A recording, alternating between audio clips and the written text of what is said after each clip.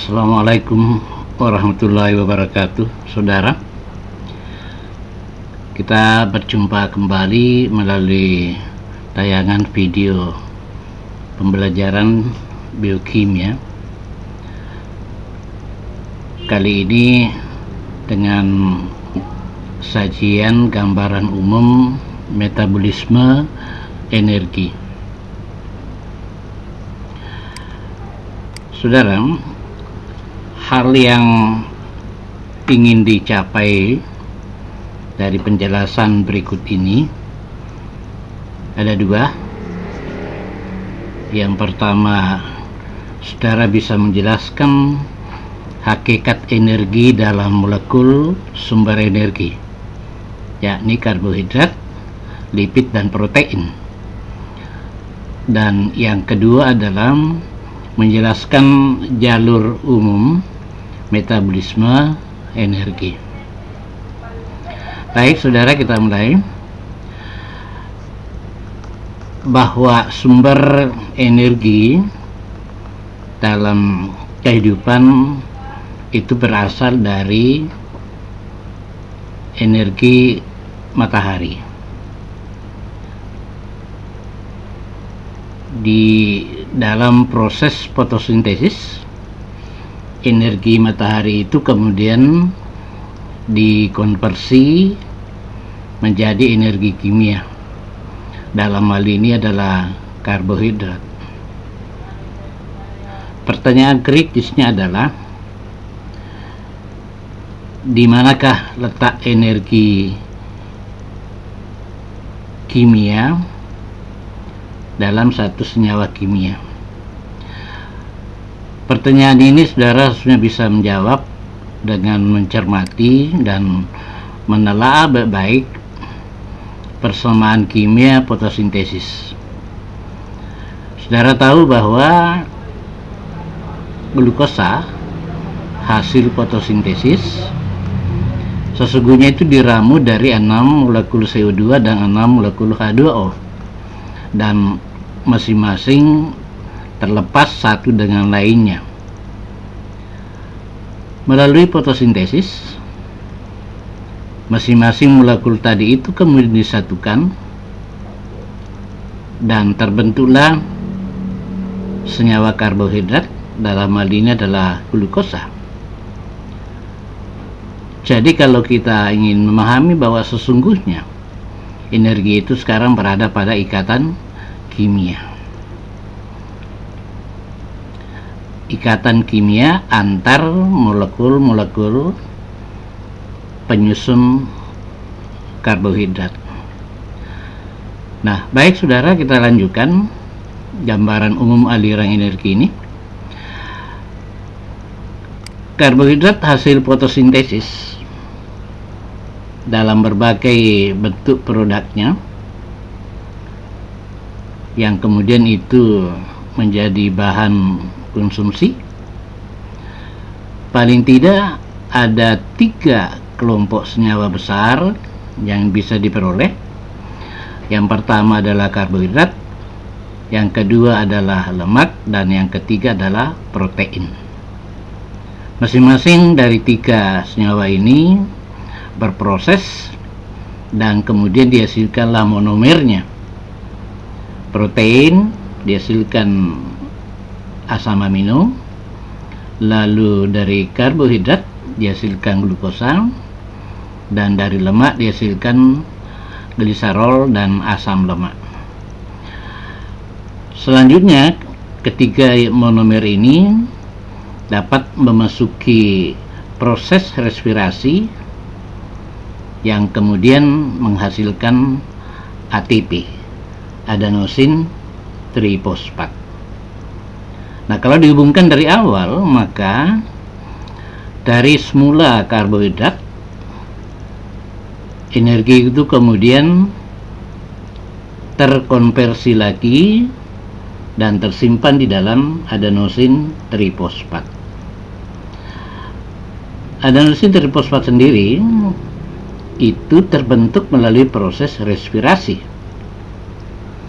di mana kemudian molekul-molekul dalam satu kesatuan ini kemudian diputus, dipecah, diurai menjadi CO2 dan H2O, dan itu berarti akan keluar energi, dan energi itu kemudian digunakan untuk membentuk ATP dari senyawa ADP.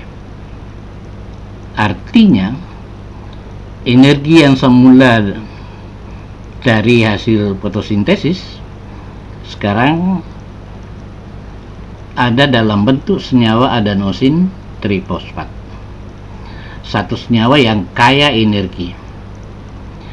Soalnya dari ATP inilah kemudian dihasilkan dan digunakan untuk berbagai keperluan aktivitas kehidupan, apakah itu untuk sebuah aktivitas pergerakan atau pengangkutan dalam sel, demikian pula untuk pembentukan senyawa-senyawa biomolekul baru. Dari gambaran umum ini sudah terlihat dengan jelas bagaimana konversi energi itu berlangsung. Nah, saudara, untuk memahami jalur-jalur pembentukan energi dalam hal ini ATP dari ketiga makromolekul itu, yakni karbohidrat, lemak, dan protein, mari kita tinjau secara umum masing-masing makromolekul tersebut. Kita mulai dengan karbohidrat. Karbohidrat melalui proses glikolisis akan dihasilkan pirufat. Dalam kondisi aerob, pirufat kemudian akan diubah menjadi asetil-CoA yang kemudian memasuki siklus Krebs. Hasil akhir dari proses ini adalah adenosin trifosfat. Lalu bagaimana dengan lemak? Lipid atau lemak itu akan dihidrolisis menjadi asam lemak dan gliserol. Untuk gliserol itu akan dikonversi menjadi dihidroksi atau fosfat, satu senyawa antara dalam proses glikolisis yang kemudian juga akan berubah menjadi pirufat dan selanjutnya menjadi asetil-CoA, kemudian memasuki siklus Krebs dan akhirnya juga dihasilkan ATP. Sekarang kita lihat protein. Protein dengan monomer asam amino akan mengalami proses deaminasi, pelepasan gugus amina, sehingga tersisa rantai karbonnya. Nah, tergantung dari jenis asam amino itu, jalur yang dilewati dalam rangka pembentukan energi itu bisa berbeda. Contoh, alanin, salah satu asam amino, setelah mengalami deaminasi, itu rangka karbonnya akan memasuki atau berubah menjadi pirufat, yang selanjutnya juga akan berubah menjadi asetil-CoA dan kemudian memasuki siklus Krebs, dan hasil akhir adalah adenosin trifosfat. Demikian juga misalnya dengan glisin, setelah mengalami deaminasi itu juga akan menghasilkan asetil-CoA. Glutamat melalui transaminasi menghasilkan alfa-ketoglutarat yang merupakan salah satu senyawa antara dalam daru Krebs. Ini pun juga akan diorientasikan pada pembentukan ATP. Nah, saudara, apa yang kemudian diuraikan tadi memberikan gambaran pada kita tentang jalur umum. Pada pertemuan selanjutnya kita akan uraikan secara mendetail masing-masing jalur itu. Jalur ini menggambarkan bagaimana tiga makromolekul sebagai sumber energi itu diarahkan atau dapat diarahkan untuk pembentukan energi. Tentu saja bahwa fungsi dari ketiga molekul itu sungguh beragam. Baik saudara, sebagai bagian penutup, bahwa berdasarkan hukum kekekalan energi itu diketahui bahwa energi tidak dapat diciptakan maupun dimusnahkan, namun dapat berubah dari satu bentuk ke bentuk lainnya melalui proses fotosintesis.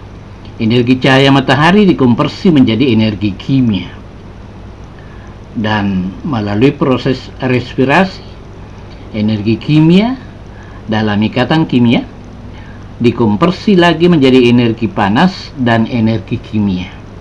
Dalam hal ini adalah adenosin trifosfat ATP.